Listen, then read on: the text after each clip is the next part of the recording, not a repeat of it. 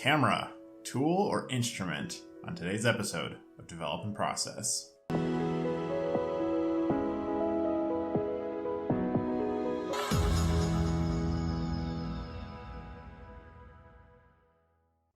Today on Develop and Process, I want to talk about the way we look at our cameras in metaphorical terms. I like to say that cameras are tools for creating artwork.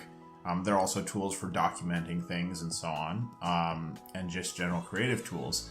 However, I think the tool metaphor might not actually be the most useful metaphor. There's no such thing as a perfect metaphor, so obviously keep that in mind. I'm just wanting to kind of get your thoughts flowing on this and see what you guys think.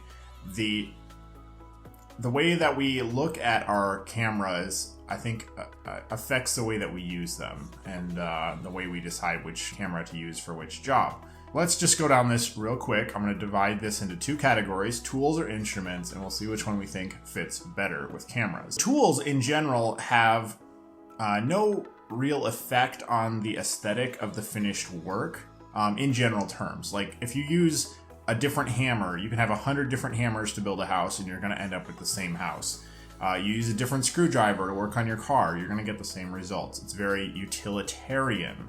There's not really a emotional, sentimental connection with a tool. It's generally very function-driven, not aesthetically designed, not aesthetically driven. It's built to serve a purpose, and that's pretty much it. When you select a tool, your decision in selecting a tool is generally driven by specifications and technical features. What are the capabilities of the tool, and how does it compare objectively based on statistics and data with other tools? So it's a very left-brained, sort of analytical approach to selecting a tool. You might also consider the price as a significant driving factor in which tool to use. And so again, just very left-brained, very analytical approach. Tools are generally viewed as immediately replaceable. If you break a hammer or your screwdriver or a power drill, who cares? Just go grab another one. It's not a big deal. They're viewed as not sentimental. You don't really care if you break it other than the loss of, the price to replace the tool with another one identical to it. Tools tend to be fairly uniform, so the results you get with one tool, all things being equal, are very similar to the results you get with another tool. And the tools themselves, like I said before, are not aesthetically designed. They're not complementary. Like, you don't say, oh man, look at this beautiful hammer I built this house with.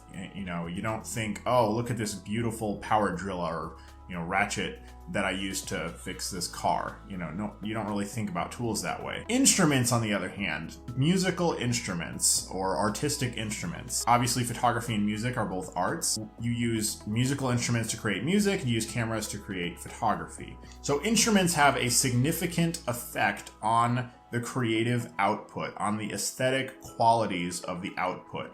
The music you produce with an electric guitar is going to be very different from the music you produce with a grand piano or with a flute or violin. It's fundamentally different. The music, even within electric guitars or grand pianos, for example, you can have 100 different electric guitars and 100 different unique signature sounds to those guitars. And a real dedicated, passionate guitarist is going to be able to tell which specific model and make of guitar and what type of strings and what type of amp were used to create a specific sound. Musical instruments have a very profound effect on the music itself. That's what I'm trying to get at. Musical instruments tend to be aesthetically designed. They tend to be beautiful. They tend to complement the art of the music. They tend to complement the personality of the artist. Somebody in a death metal band is going to have a very different choice in musical instruments from a concert pianist or from a folk singer or something or a jazz musician. They're all going to have very different sort of quirks and personality differences in the musical instruments that they choose to create their work. And then again, in turn, those musical instruments are going to affect their work. So the instrument is vital to the created work. The musical instruments tend to have a subjective emotional connection with the artist, or I should say the artist has a subjective emotional connection with their musical instruments. Like, let's say you have a violinist. They're going to have 4 or 5 or 6 or a dozen or 20 different violins, and they're going to have a unique sentimental emotional attachment to each of those violins. They're going to have a feeling they get when they play with them, and that feeling is going to be conveyed in the work they produce. It affects their mindset, and therefore it affects their creative output. It also affects their emotional state. You know, the way that they feel when they play a certain piano is going to be different than the way they feel when they play a different piano, or, you know, the way they feel when they play a different guitar. It's going to affect their creative output. And yeah, musical instruments are often beautiful in their own right. You know, their guitars are amazingly well designed, pianos amazingly well designed, saxophones, you know, all amazingly well designed instruments. And the design of the instrument is a work of art in itself, and then that work of art is used to create other works of art. So when we look at cameras, which category do you think they fit better into? I mean, to me as an artist, I feel like they fit better into the instrument category. I want to go through a few examples of my instruments and see like what you guys think. So this is my Nikon FE. It's a 35mm film camera. Now this produces, like you see here in the background, a gritty, grainy, kind of a low fidelity image when I'm shooting, like, say, Ilford HP5 pushed to 1600. It's going to create a very sketchbook sort of charcoal feel to the images. It's light, it's kind of a run and gun, it's very informal, it's very rapid response. I can see a shot and go bang, capture that moment in a split second. That's going to have very profound effects. So the film, the size of the camera, the size of the image capture area, the depth of field, all of these things profoundly affect, whether it's film or digital, all these things affect the quality of the images and how they look, and it affects my image making process. I cannot physically create the same image with this that I create with, say, a Canon 6D or something.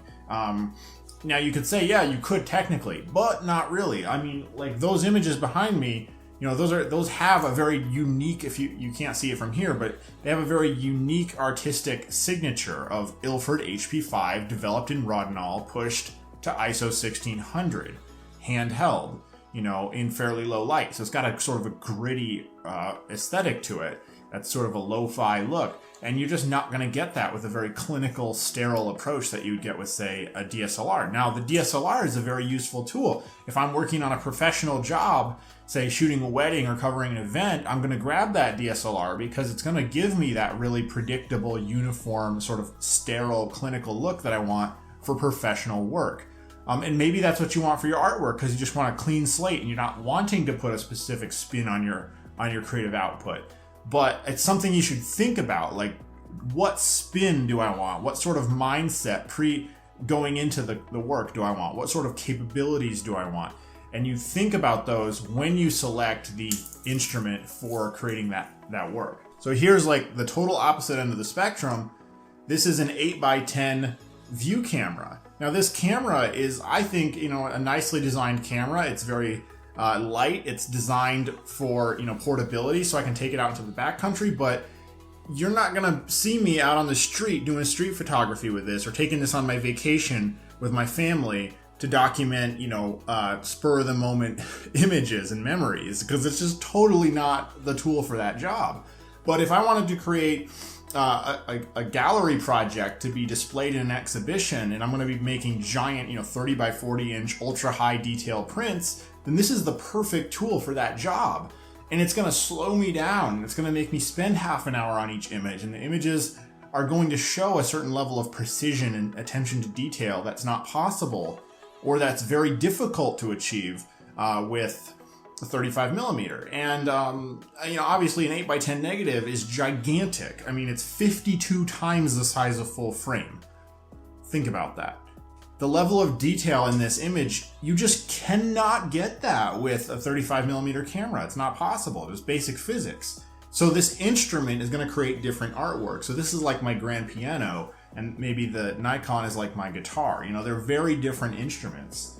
And then here we have another one. So this is my Bronica ETR SI645. This is a medium format SLR, but this is a modular camera. So I can shoot roll film, and I can interrupt the roll and shoot a different stock in the middle of the roll. I can rebuild this camera in different configurations with different backs, different viewfinders, different lenses, you know, and it's very, very versatile. It's a versatile tool.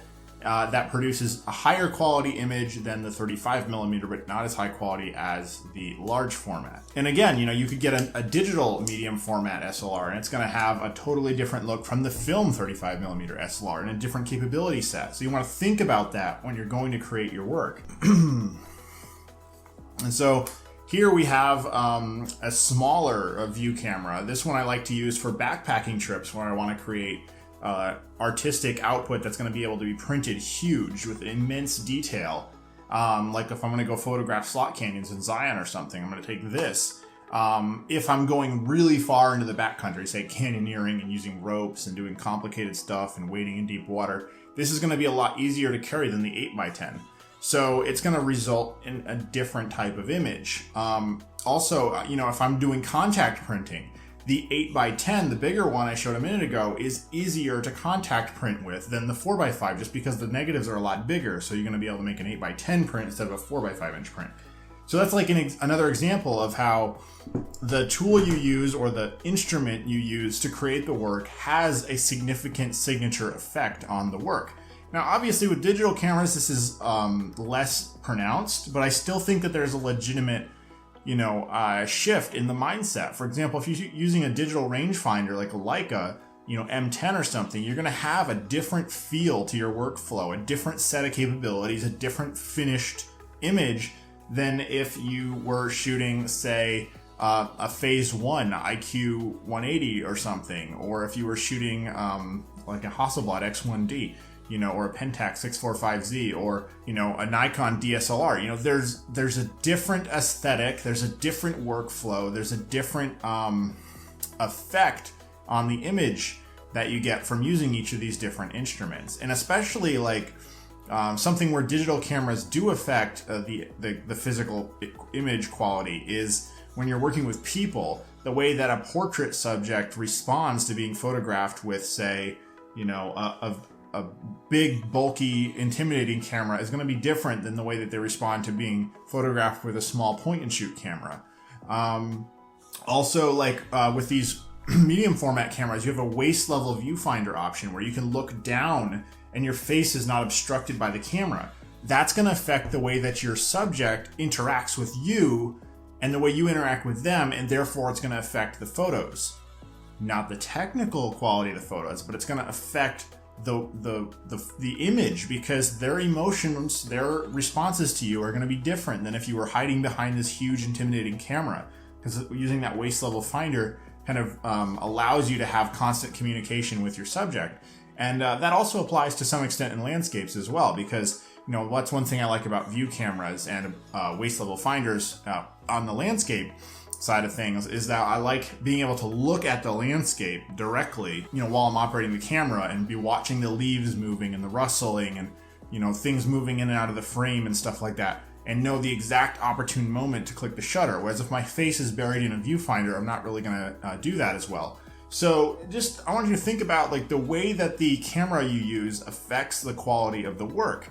But what I'm not saying is to sit and look at, necessarily the difference between a 30 megapixel and a 50 megapixel camera. Because that difference is not as significant. What I'm talking about is cameras where the design of the camera, the aesthetic design, the functional design, the capabilities, the image capture area, the image capture medium, whether it's film or digital, affects the end result of your photography in profound ways. So I hope that you found this helpful. This is just something to think about, a metaphor shift, if you will. This has been Develop and Process. I'm Justin Lowry. Like and subscribe if you enjoyed the video. And until next time, stay curious.